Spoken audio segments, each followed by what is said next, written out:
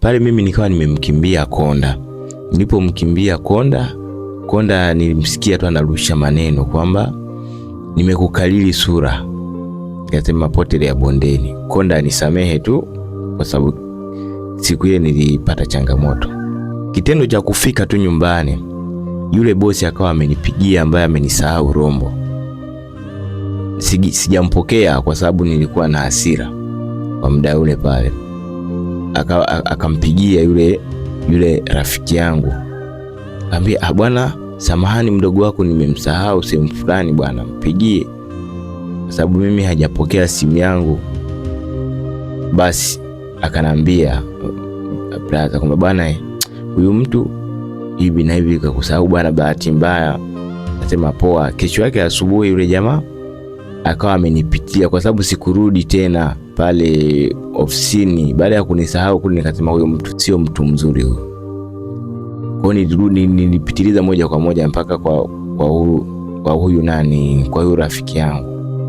Kwa nikalala pale pale tena. Kesho yake asubuhi akanichukua tena kwa sababu yeye alikuwa anatoka hapo Kibororoni, maana yake anaelekea Himu.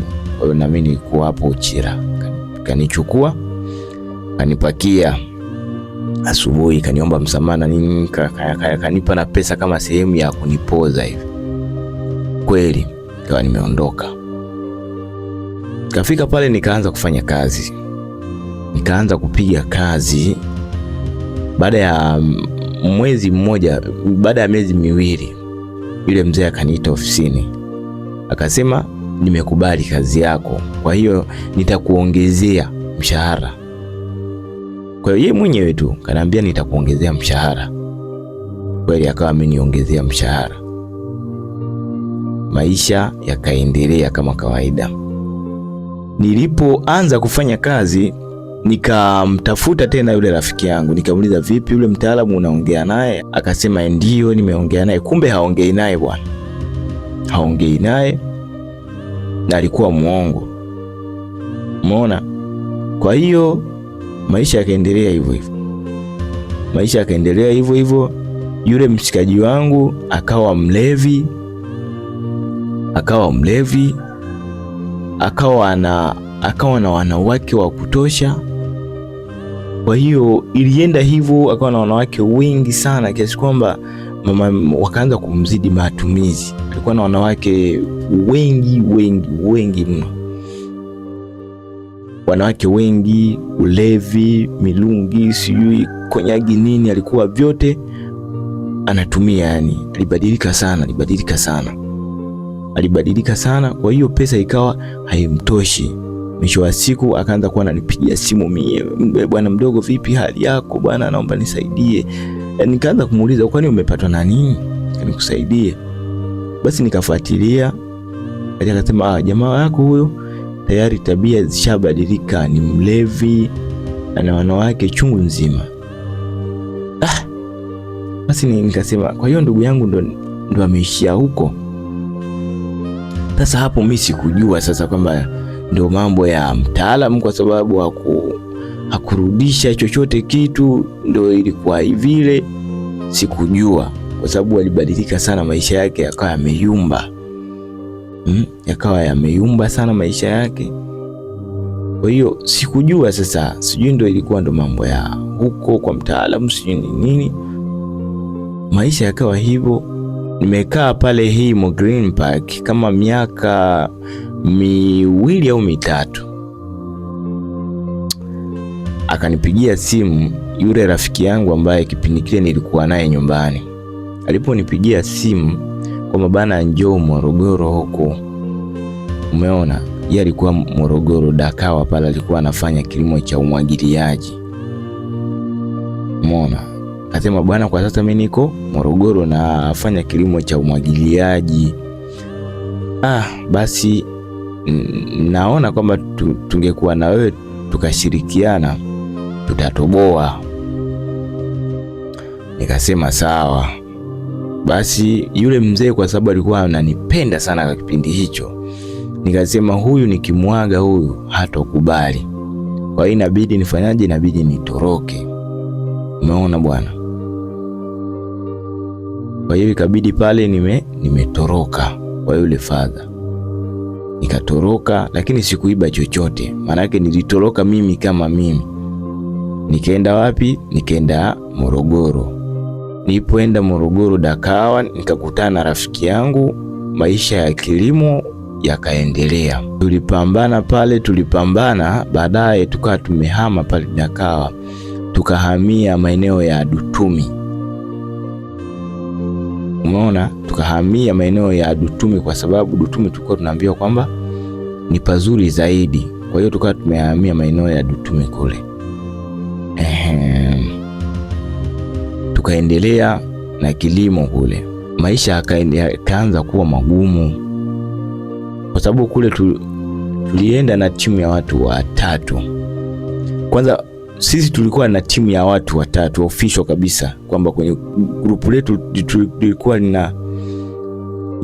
grupu letu sisi tulikuwa linaundwa na watu watatu. Ilikuwa mimi na kulikuwa na kijana mwingine, kulikuwa na huyo rafiki yangu, lakini tukaongezea na watu wawili, kwa tukawa jumla watu watano.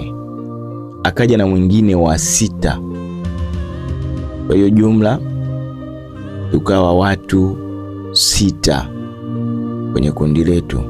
Tukaanza kufanya kazi. Tukaanza kukutana na changamoto, kwa sababu unapokuwa kempu hamuingizi chochote, maana yake tafikia kipindi pesa itakata. Umeona, pesa ambayo mlikuwa mmechukua kama mtaji itakata, na nyinyi mnaendelea na kazi. Kwa tukaendelea kupiga kazi, tukafikia hatua pesa ambayo tulikuwa nayo, ile balance kwa ajili ya matumizi madogo na nini, ikakata. Kwa hiyo tukaanza kujiongeza kufanya vibarua. Lengo letu lilikuwa kwamba, maana yake tulikuwa tunapiga kazi, lengo letu tulikuwa tunasubiria mazao yetu ifanyaje, yaive. Bahati mbaya sana, yule mmoja wetu ambaye alikuja mwishoni akawa wa 6 alikufa. Aliugua pale akawa amekufa. Yaani ile siku ambayo tulikuwa tunamtoa kule shambani, maana yake tumsafirisha rudi nyumbani, gari zote zilimkataa pale. Kwa hiyo wakasema kwamba, kwa hiyo mtu ambaye tulimpa, mmoja wetu ambaye tulimpa huo mzigo kwamba huyu bwana mpeleka, mpandishe magari yarudi nyumbani, akatupigia simu kwamba hii imeshindikana kwa sababu kwenye magari wamekataa, wamesema kwamba huyu mtu ni mgonjwa sana, hatuwezi kufanyaje, yani hawawezi kumchukua. Kwa hiyo sasa, kwa sababu yeye alikuwa na ndugu zake wengine walikuwepo da, kwa hiyo tukapigia ndugu zake, ndugu yake akasema kwamba nakuja hapo. Kweli ndugu yake kaanza safari kutoka kule Swili kwa jioni, huko hali kawa mbaya zaidi. Kwa hiyo ikabidi apeleke hospitalini. Yule jamaa akavuta usiku, ndugu yake alikuwa bado hajafika. Yule jamaa tayari akawa amevuta usiku, ndugu yake alikuwa bado hajafika. Kwa hiyo kasemishe kwa mtihani huo.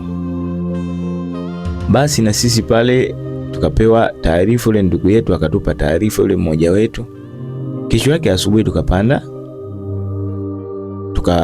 bodaboda, tukaenda eneo la tukio, tukaomba wasamaria mwema. Kweli ule mwili tukaustiri. Na kumbuka kwamba wakati tunatoka huko tunaenda kuzika, mazao yetu yalikuwa yako tayari.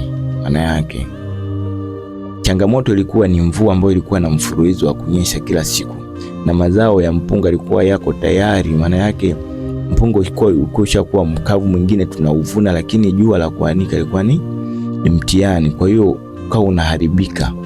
Na tulipoenda kule kuzika, maana yake kuna mvua kubwa sana ilinyesha kiasi kwamba maji yalikuwa mengi. Maana yake maji yalivyojaa eneo kwenye mashamba yetu yalifunika mpaka ule mpunga, na mpunga ulikuwa tayari ushakauka. Kwa hiyo ukawa umeharibika. Tuliuvuna lakini ukawa chenga. Kwa hiyo sawa na kwamba hatukupata kitu, lakini kulikuwa na ekari 2 ambazo zilikuwa bado, kwa tukazisubiria zile kwamba tusubiri tuvune zile hekari 2 ili tufanyaje, tupate chochote kitu, kila mtu apate chochote kitu.